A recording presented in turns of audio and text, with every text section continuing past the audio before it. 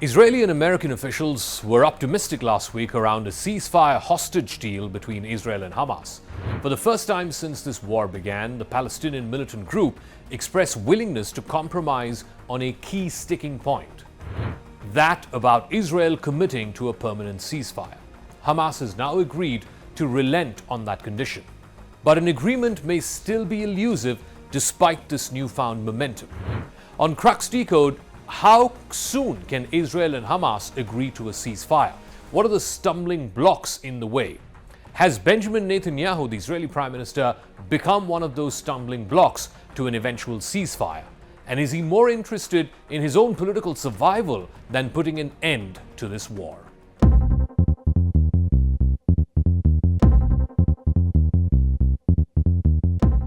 A senior Hamas official confirmed Saturday that the group was ready to reconsider its principal demand that Israel must commit to a permanent ceasefire in Gaza before they can sign any agreement that would usher in a temporary truce.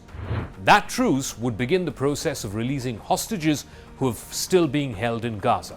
There are over 200 of them who are still in captivity. However, a statement from the Israeli Prime Minister's office late Sunday cast doubts on whether this deal would actually go through.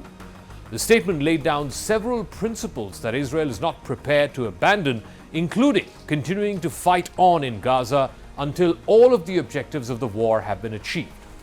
Israel launched this war on Gaza 9 months ago in response to Hamas's October 7th attack, in which over 1,200 Israelis were killed and more than 250 were taken hostage. The war has left large parts of Gaza simply unrecognizable. Almost the entire population of over 2 million people have been displaced, and 38,000 Gazans have been killed. Israel has said it will not end the war until all the hostages are freed and Hamas is totally eliminated. Some experts say that Netanyahu's statement on Sunday suggests that this new peace deal may face further hurdles. The Prime Minister's conditions include blocking any possibility of progress from the Israeli side.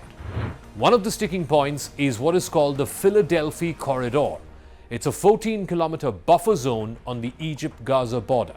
Hamas is also unlikely to agree to an Israeli demand of a veto on Israel getting to select which of the Palestinian prisoners need to be released.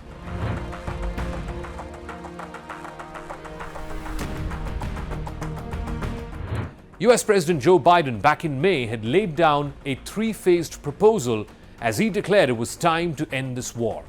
The first phase of this agreement would last 6 weeks. It would include the withdrawal of Israeli forces from all the populated areas of Gaza. It would also see the release of a number of hostages, particularly women, the elderly, and the wounded, in exchange for release of hundreds of Palestinian prisoners. Phase 2 of this agreement would allow for the release of all remaining living hostages, including male soldiers. In Phase 3, the major reconstruction plan for Gaza would commence, and any final remains of hostages who've been killed would be returned to their families.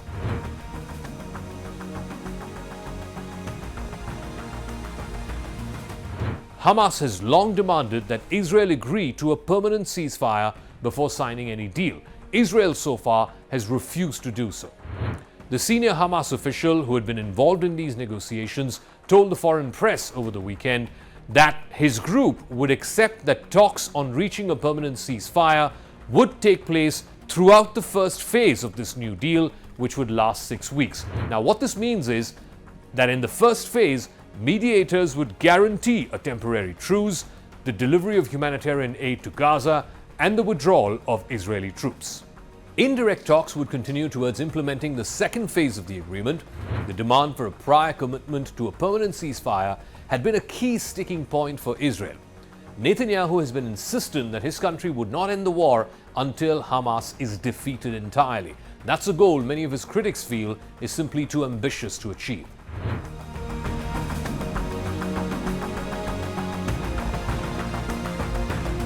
Netanyahu back this week had authorized his negotiators to enter into detailed talks in order to broker a deal.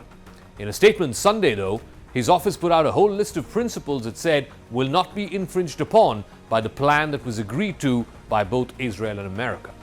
The Prime Minister's steadfast position against any call to halt Israeli military action in southern Gaza, particularly in the city of Rafah, is what brought Hamas to the negotiating table. Israel began this ground operation in Rafah on the 7th of May. It crossed the Philadelphia corridor and seized the Palestinian side of the border with Egypt. Israel has long accused Hamas of using this corridor to smuggle weapons from Egypt. Netanyahu also said there will be no return of the thousands of armed terrorists to northern Gaza. Optimism that a deal may be reached has possibly now been dampened by his demands. Opposition leader Yair Lapid has criticized the Prime Minister, calling his statement provocative. He's even asked, "What good is this for?"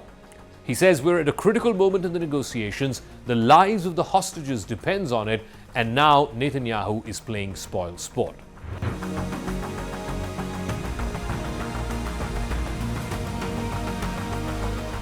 American pressure is also unlikely to sway the Israeli Prime Minister, who is battling for his own political survival. Week after week, there are tens of thousands who are taking to the streets of Tel Aviv and other major Israeli cities with anti-government protests demanding Netanyahu's resignation. He's also bound by the demands of his right-wing ministers in his coalition government, which is already shaky. These right-wing parties are firmly opposed to any compromise with Hamas. American pressure is also strongly diminished now after Joe Biden's debate performance against Trump last week. Biden's weak performance has led to many Democrats openly saying that he should drop out of the race.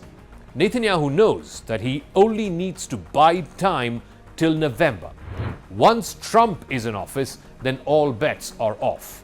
Between Netanyahu and Biden's respective political survival, it's a question of who goes first before peace can return to the Middle East.